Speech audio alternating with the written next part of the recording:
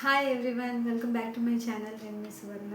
Topic తీసుకుంటున్నానండి. అదేంటంటేనండి, కొన్ని episodes లాగా కూడా చేస్తానండి. ప్రజెంట్ సిచ్యువేషన్లో సోషల్ అవేర్నెస్ అనేది చాలా ముఖ్యమైపోయింది మనకి. సో నా వల్ల కొంతైనా నేను సహాయం చేద్దామని అనుకుంటున్నాను. నా వల్ల ఎవరైనా మోటివేట్ అయితే అంతకన్నా హ్యాపీనెస్ లేదండి. ఓకేనా?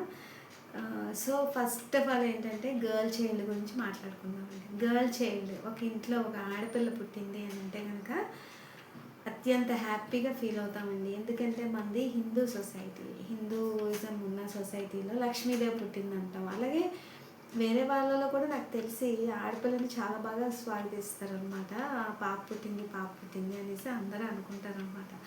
సో అలా పుట్టిన పాపని బాగా చక్కగా చూస్తాము, అంతా అయిపోతుంది. సెకండ్ పర్సన్ వచ్చేటప్పటికి అది ఇన్ కేస్ మేల్ అయితే కనుక ఈ పాపని అనేది కొంచెం అవాయిడ్ చేస్తారండి. చాలామంది ఇళ్ళల్లో నేను అది గమనించి ఇది చేశాను.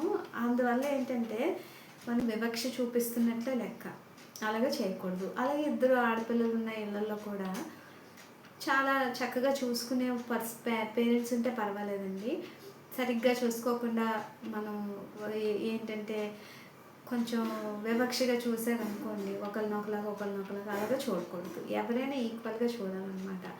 సో ఇప్పుడున్న సిచ్యువేషన్లో ఏంటంటేనండి, ఆడపిల్లలు వాళ్ళకి ఇంట్లో తగినంత ప్రేమ అనేది పొందలేనప్పుడు పేరెంట్స్ దగ్గర నుంచి, పేరెంట్సే కదా అందరికీ అన్నిటికీ.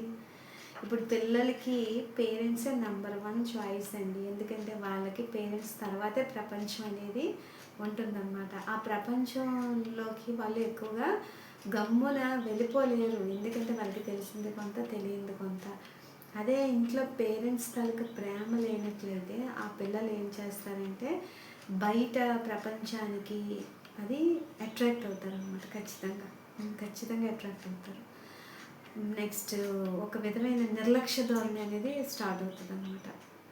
ఎప్పుడు పేరెంట్స్ తాలూకా ప్రేమ అనేది ఇవ్వలేనప్పుడు పేరెంట్స్ ఏంటంటే అయితే ముద్దు చేసేయటం, లేకపోతే దూరం పెట్టడం, అలాంటివి చేయకూడదండి. ఇంకొకటి ఏంటంటే అతిగారాభంతో అది ఏదంటే అది కొనిచ్చేయటం. లిటిల్ ప్రిన్సెస్ అట, ఈ ప్రిన్సెస్, ఎందుకండి ప్రిన్సెస్లు? అందరూ వాళ్ళని ఒక మామూలుగా చూసినప్పుడే వాళ్ళు నార్మల్గా పెరుగుతారండి. వాళ్ళని హైప్ చేసామనుకోండి, హైప్ చేసేసినప్పుడు ఆటోమేటిక్గా వాళ్ళలో ఒక విధమైన పొగరు, గర్వం అలాంటివన్నీ పెరుగుతాయి.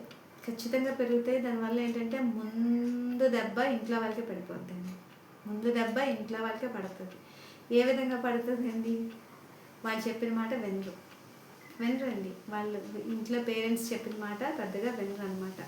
నిర్లక్ష్యంగా సమాధానం చెప్తారు, ఎదురు సమాధానాలు చెప్తారు. ఇంకా ఎక్కువ టెన్షన్స్ అంటే కనుక నీ అవసరం నాకేంటి, బయటకు వెళ్ళిపోతాను, ఈ విధంగా తయారవుతారనమాట. అదే మీరు మొట్టమొదటి నుంచి ఒక ప్రేమ, ఒక ఆప్యాయత అనేది ఒకే విధిగా ఇచ్చారనుకోండి, వాళ్ళు ఏంటంటేనండి, అతి చేయకండి, అతి సర్వత్రా వర్జేత్. ఓకేనా? సో అలా చేసినప్పుడు ఈ పిల్లలకి తగినంత ప్రేమ దొరికినప్పుడు బయట స్టెప్ వేయడానికి అనేది, ఇల్లు గడప దాటి వెళ్ళడానికి కొంచెం సంకోచిస్తారు. ఈ ఫ్యామిలీని మిస్ అవుతాం ఖచ్చితంగా. ఎవడో చూపించిన వలలో పడి పాడు చేసుకున్న బ్రతుకులు చాలా ఉన్నాయండి. చాలామంది ఆడపిల్లల్ని చూస్తున్నాను కదా, చాలామంది అలాగా స్పాయిల్ అవుతున్న జీవితాలు చాలా ఉన్నాయి. సో అలాంటి డెసిషన్స్ అవి తీసుకోకుండా ఉండాలంటే ముందుగా మీ పిల్లల్ని మీరే చక్కగా ఎక్కువగా లవ్ చేయండి, వాళ్ళతో ఎక్కువగా మాట్లాడండి, వాళ్ళ తాలూకు కబుర్లన్నీ వినండి. ఓకేనా? వాళ్ళు ఒక్కొక్కసారి అలుగుతారు, కోపగించుకుంటారు, కానీ వాళ్ళని అలా వదిలేయకండి. వాళ్ళకి ఎవరున్నారు ఈ ప్రపంచంలో? పేరెంట్స్ తప్ప కదా. అదే సేమ్ యాజ్టీజ్గా మేల్స్కి కూడా వర్తిస్తుందండి. ఆడపిల్లలు ఒక్కలే కాదు, మగపిల్లలకు కూడా వర్తిస్తుందండి.